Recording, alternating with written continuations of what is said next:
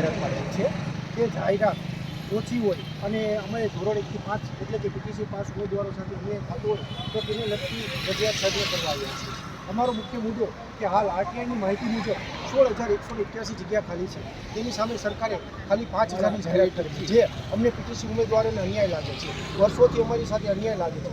2011થી 2023 સુધી ધોરણ 1 થી 5માં 7,500ની જ ભરતી કરેલ છે, જેની સામે 6 થી 8માં 50,000 જેવી જગ્યાની ભરતી કરેલ છે, જે અમને અન્યાય લાગે છે. તો અમારે હાલ મુખ્ય મુદ્દો એ છે કે ધોરણ 1 થી 5માં જગ્યા વધારો. અમે શિક્ષણ મંત્રીશ્રીને આવેદન આપવા આવ્યા છે. આ પહેલાં પણ 3 વખત આવેદન આપેલું, ત્યારે શિક્ષણ મંત્રીશ્રીએ અમને કીધેલું કે તમારી પાસે પ્રોપર માહિતી હોય, 15,000 જગ્યા ખાલી છે તો તે માહિતી લઈને આવજો. તો અમે આરટીઆઈ કરેલી, જેમાં અમને 16,181 જગ્યા ખાલી હોય એવો જવાબ મળેલો. તો જે જવાબ અમે લઈ શિક્ષણ મંત્રીને અમારી જગ્યા વધારવા માટે અમે રજૂઆત કરવા જઈએ છીએ. હા, મુખ્ય મુદ્દો